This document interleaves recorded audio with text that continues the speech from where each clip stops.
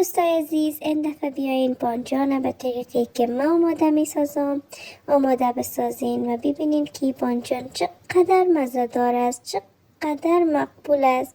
شما یک رقم بانجان در مهمانی هایتان آماده بسازین. دوستای نازنین، بیاین که با همین بانجان سیاه مزه‌دار آماده بسازین. مواد لازم: یک مقدار بانجان سیاه که ما از قبل آماده کردیم و شستیمش، رومی تازه و قدر ضرورت، یک گیلاس هم روغن و گوشت سینی مرغ که ما از قبل از ماشین کشیدیم. شما میتونید از گوشت سرخ هم استفاده کنین.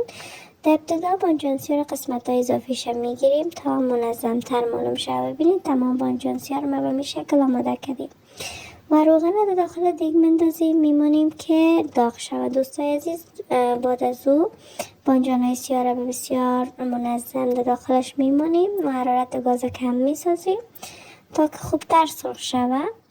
و دوستای نازنین، ببینید چقدر خوب بانجان سیاه در اینجا سرخ میشه.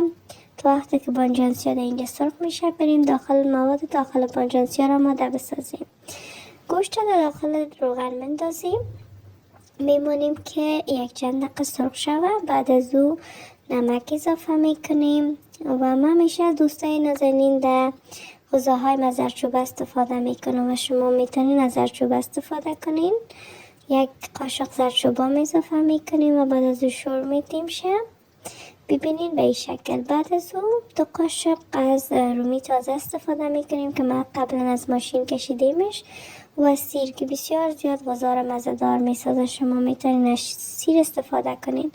بعد از او ببینین میمانیم که می رو بمون خوب صحیح سرخ شود و می گوشت ما بسیار این تو یک رنگ مقبول به خود بگیره. دوستای نازنین، و مرچ تازه میتونین استفاده کنین. ببینید اینجا بسیار زیاد تو خوبش آماده شده و در اینجا هم بانجان سیاه آماده شده و بانجان سیاه رو به این شکل برش میکنیم، داخلش باز میسازیم. مواد که از قبل آماده کردیم در داخلش پر میکنیم. دوستا باید مواد برابر بانیم، نه قدر زیاد نه قدر کم، تو برابر بانیم که مقبول معلوم شود.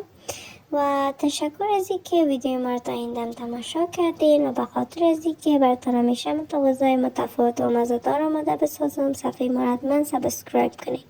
خب دوستای عزیز، به خاطر تزیین هم زیبایی و مقبولی بانجان، یک مقدار رومی تازه را توته میکنیم همراه مرچ و به داخلش میمانیم. هم مقبول میسازیش و هم مزه‌دار.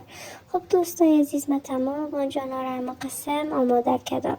بعدش میریم برش یک لعاب بسیار مزه‌دار آماده میسازیم که اونجا یک مقدار روغن رو اضافه میکنیم در دیگ و رومی تازه که از قبل ماشین کشیده بودیم و میمانیم که رومی خوب صحیح سرخ شد و سر روغن بیه. یک مقدار یک قاشق نمک اضافه میکنیم دوستای عزیز و زردچوبه که واقعا زردچوبه بسیار زیاد غذا رو مزه‌دار میسازه. وقتی که اینا با هم سرخ شدن، 1.5 گیلاس آب استفاده میکنیم و میمانیم که همه قسم سر جوش و سر روغن بیه. بعد از اون بانجانای سیاه را که به مشکل آماده کردیم در داخل از این لعاب مزه‌دار میمانیم و ببینین به شکل بسیار منظم در داخلش میچینیم که نباید از پیش ما خراب شود.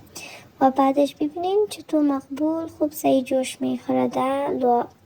و بعد از او 5 دقیقه وار میمانیم که دم بگیره و بعد از اینکه سر روغن آمد دوباره سر دیگه باز کنین. ببینین چقدر بانجان سیاه مزه‌دار و مقبول معلوم میشه. دوستای عزیز، حتما شما در میمانیتان از این بانجان سیاه آماده بسازین و ببینین که چقدر میمونیتان ایره خوش میکنن.